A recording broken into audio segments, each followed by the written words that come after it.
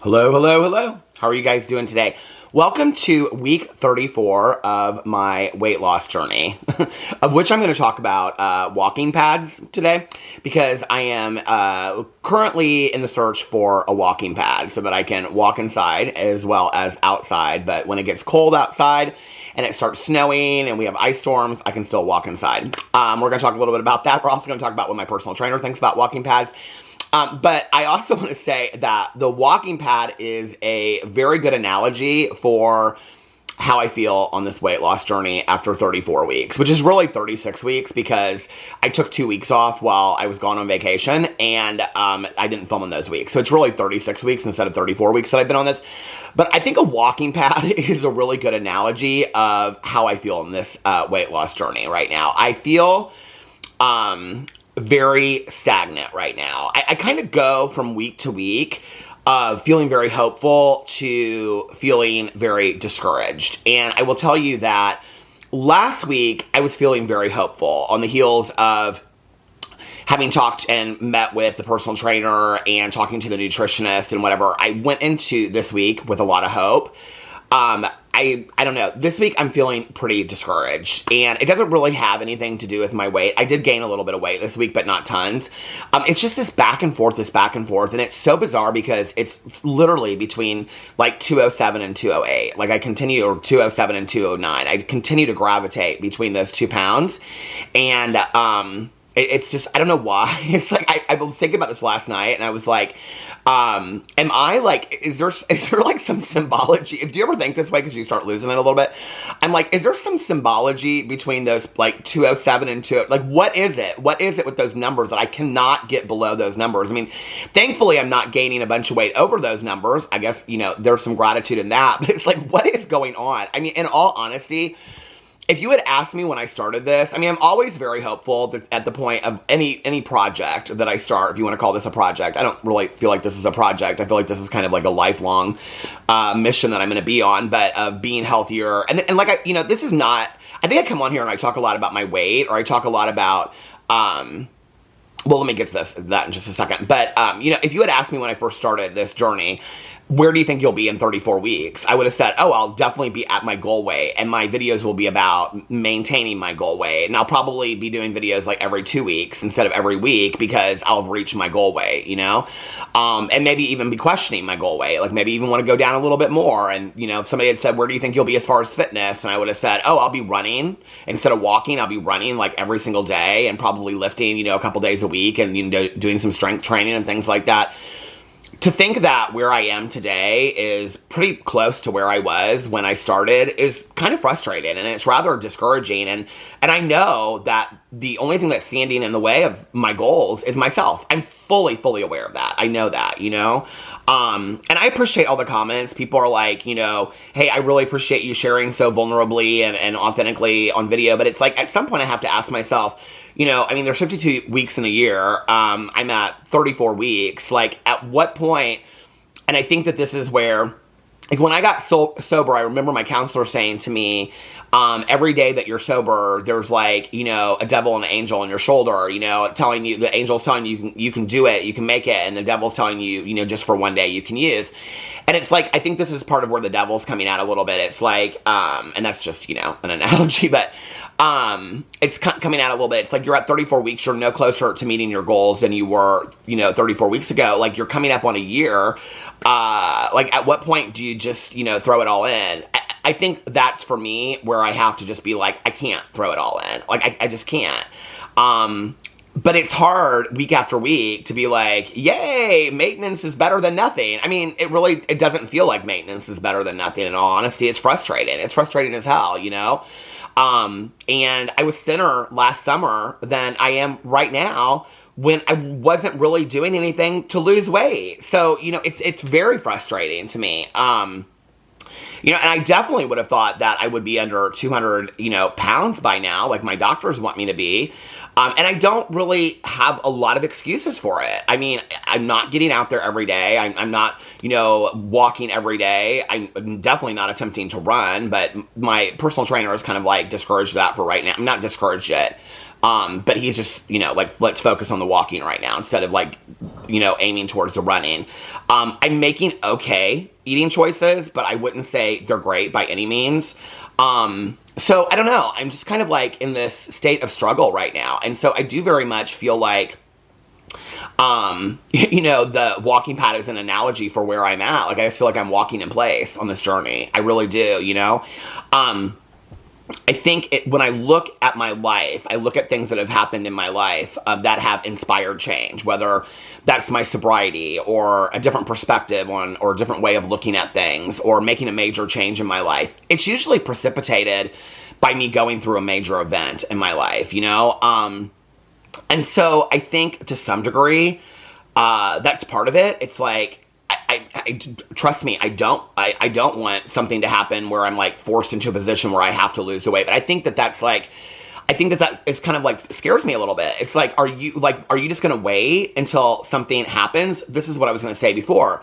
When I started this, I don't know how much of this I've actually shared on here, but after the accident, I was going to all these doctors and stuff like that. And so one of the decisions that I made was that, and especially going into 50, was that I really wanted to focus on my overall health. And I'm not just talking about my weight. I'm talking about, all of my cholesterol levels and everything being healthier, which I just talked about the other day on here with talking to my doctor. Now he has on me this cholesterol medicine. But, everything from that to getting my eyes checked on a regular basis. I have, in my family, I have family history of eye problems as people get older. I think both of my grandmothers had cataracts and things like that. And so keeping my, eyes checked up, going to the dentist on a regular basis, this was a huge one for me.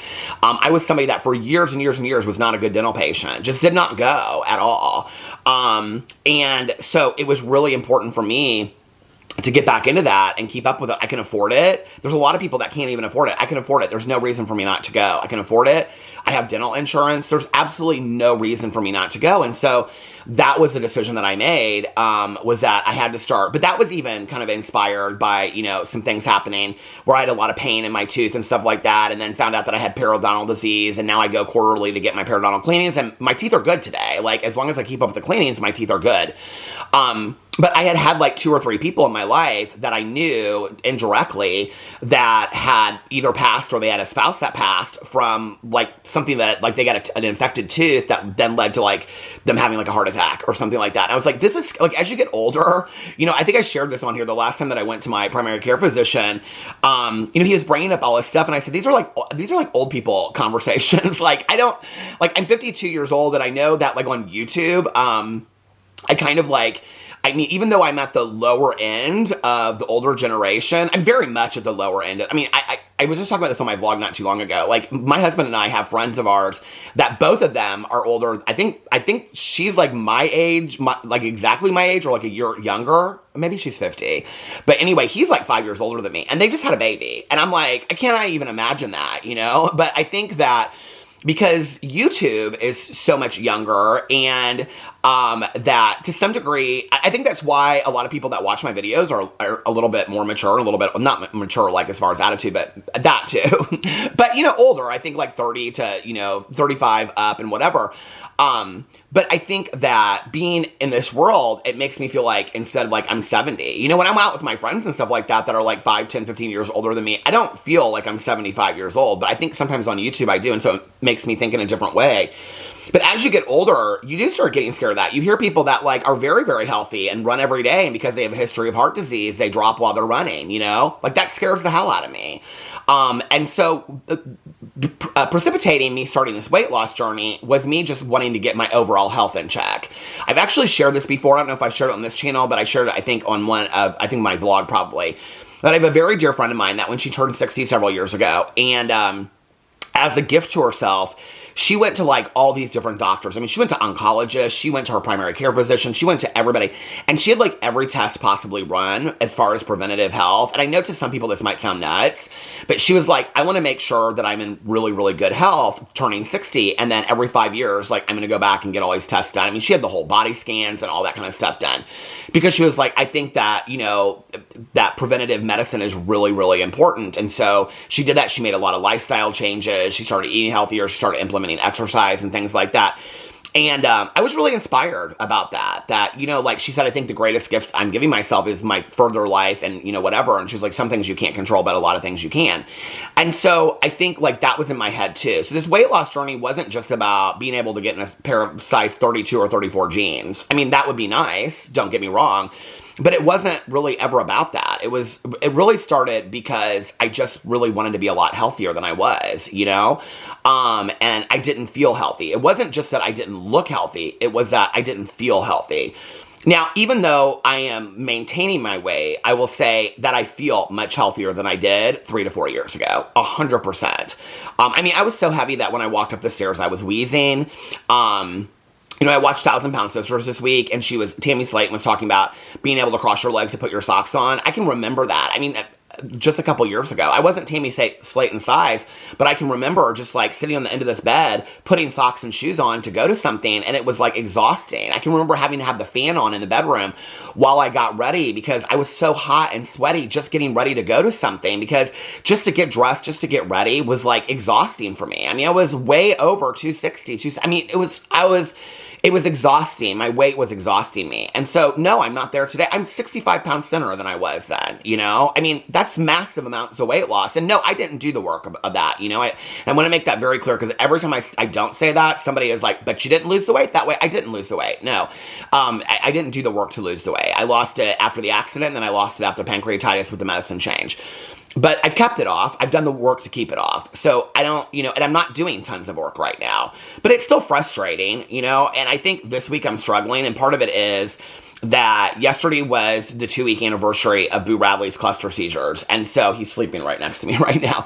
And, you know, we've gone 2 weeks with no seizures. And it's every day is different. Every day I'm very tired. I'm not getting a lot of sleep. The last couple days I've gotten some sleep. I've done better. Alex and I are really working out like a routine and a schedule. So I'm doing a little bit better, but I'm still struggling with it. But I think that when I sat down and I was thinking about what I wanted to talk about in this video today, I was like, okay, you're coming to the end of like figuring, I mean, it's not to say that Boo Radley might not have a seizure tomorrow, but I'm learning that this is just something that we're going to have to live with. And so instead of being in this hyper state of panic about my dog, that's not an excuse anymore not to be healthy.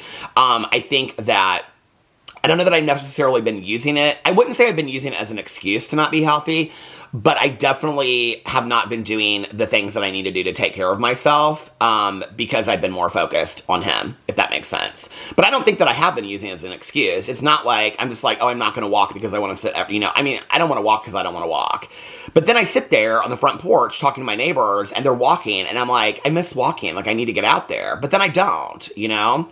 So today I weighed myself, and last week, let me see where I was last week on MyFitnessPal. Okay, last week I was 207.8.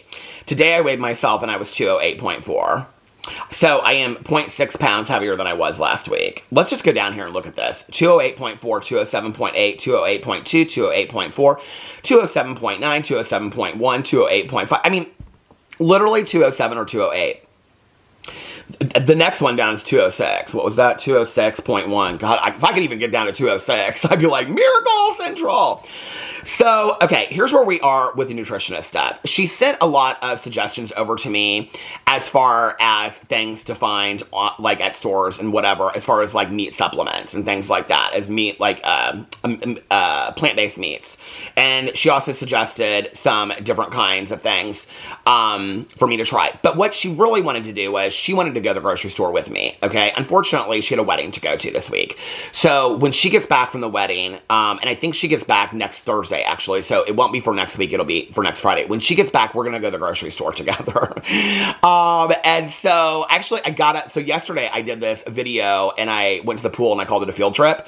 But I literally just got off the phone with her, and she was like, do you want to take a field trip? And I was like, yeah, sure, where? And she's like, to the grocery store. And I was like, okay, this is cute. So we're going to go to the grocery store, and she's going to kind of help me look to make better choices. And I said, well, I think I kind of know. She goes, I'm talking about even like when you're looking at tomatoes, like how to pick better tomatoes, or, you know, when you're looking for sugars and things like that. And so the diet that they're wanting me to do is a high protein, low calorie, low fat diet is what they're wanting me to do, and get as much protein as I possibly can.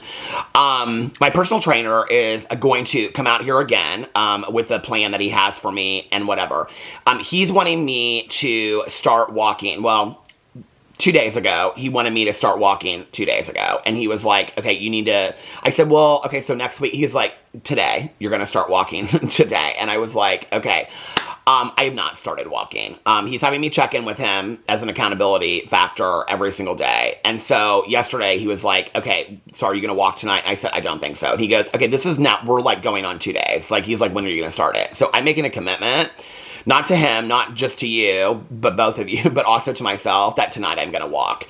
I have to start it at some time. I've said this a million times in my videos before. There's always, you know, tomorrow. Like, tomorrow I'll do this, tomorrow I'll do that. And he was like, you've got to start this. He's like, I can tell you all the exercises in the world. I can tell you all the things.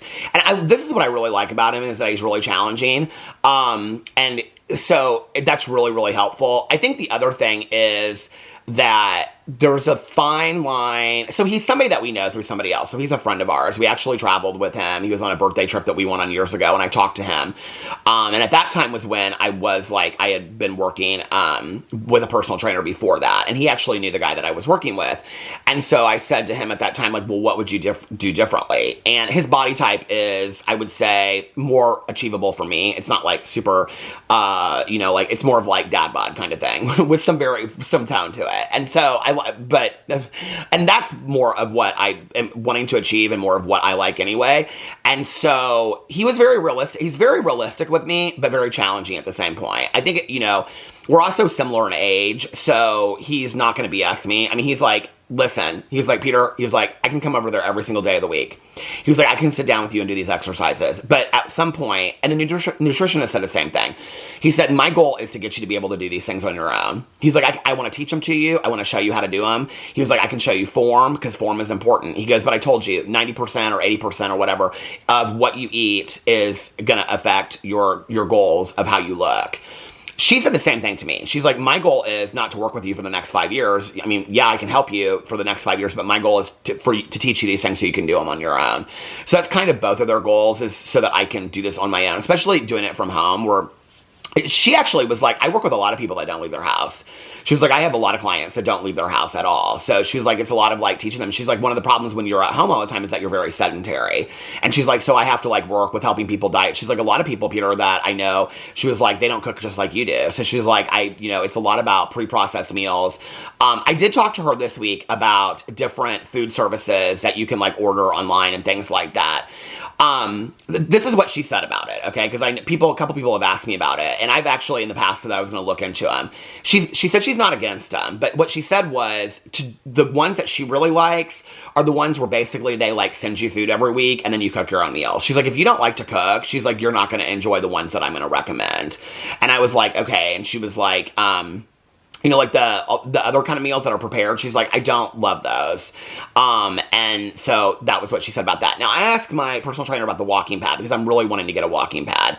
And he kind of laughed when I said it to him on the phone. And I go, what are you laughing at? And he goes, everybody is asking about these walking pads right now. And I said, well, they're, you know, like a kind of a trendy thing right now. And he's like, yeah. He's like, I'm not against them.